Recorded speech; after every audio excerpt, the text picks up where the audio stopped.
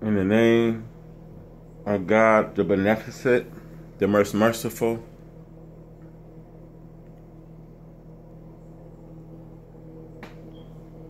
brothers and sisters, God is the author of life, and He's the author of death. And the only way we can escape dying is to escape birth. But brothers, if we come to birth, it is sure that we all going to die. Some young, some old, some the Quran teach that I turn to the worst part of life, that after knowing you don't know nothing. See, if you live long enough, you come to the worst part of life. When after knowing you don't know no more. So your children's got to take care of you then. You lose control of your bladder. You lose control of your bowels. You lose the ability to remember. You lose the faculty.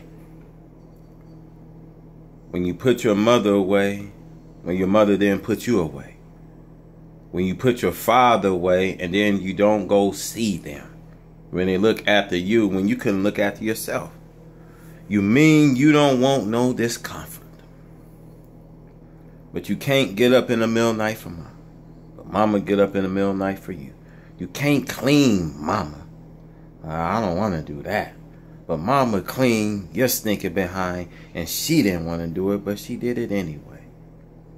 So that's why, brothers and sisters, we all here today. So funerals are for the living.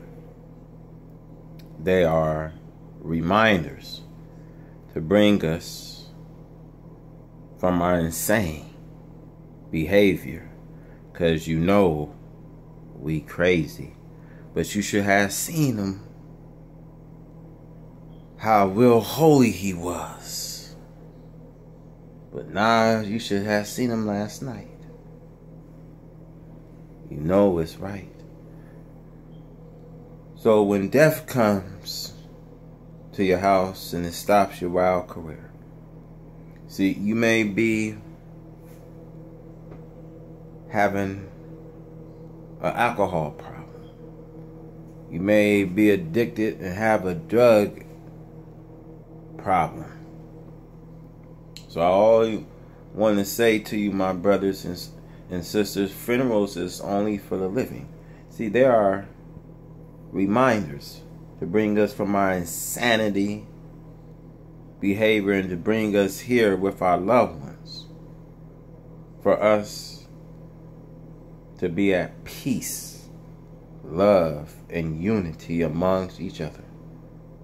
And amongst those that's not here today. So I want to say to everyone out there that this goes all to the Americans that we have lost in this tough pandemic. You know, because we lose life every day. And I want to say this to the beloved families and members. That's all that's out there, and the loved ones. And to the beloved families and friends and followers. And to all, to our American people that we lost in this world. So now, I'm not here to sing any sad songs, because this is an honor now to all of the Americans that we lost.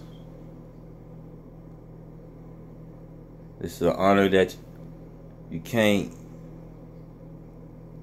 smell these flowers, or they can't smell the flowers. But see, God, brothers and sisters, knows the pain, because He's the author of life. and no soul can come to life without his permission. And also, he's the author of death, and none of us can die without his permission. Why will God, who gives us life, knowing that all of us is going to die, why will God, at the time of death, for us to be a burden with grief? See, brothers, it is natural to suffer sorrows for a loss of a loved one, but it is improper for the righteous to grieve, because grief is like a cancer. And when you can't understand God's will and bringing him to himself, and God's will and returning him into himself, then you grieve. See, we are not at peace anymore. So I want to say this can become a terrible, terrible event. But why? Because God allowed to happen, my brothers. He allowed all his American people to be in peace.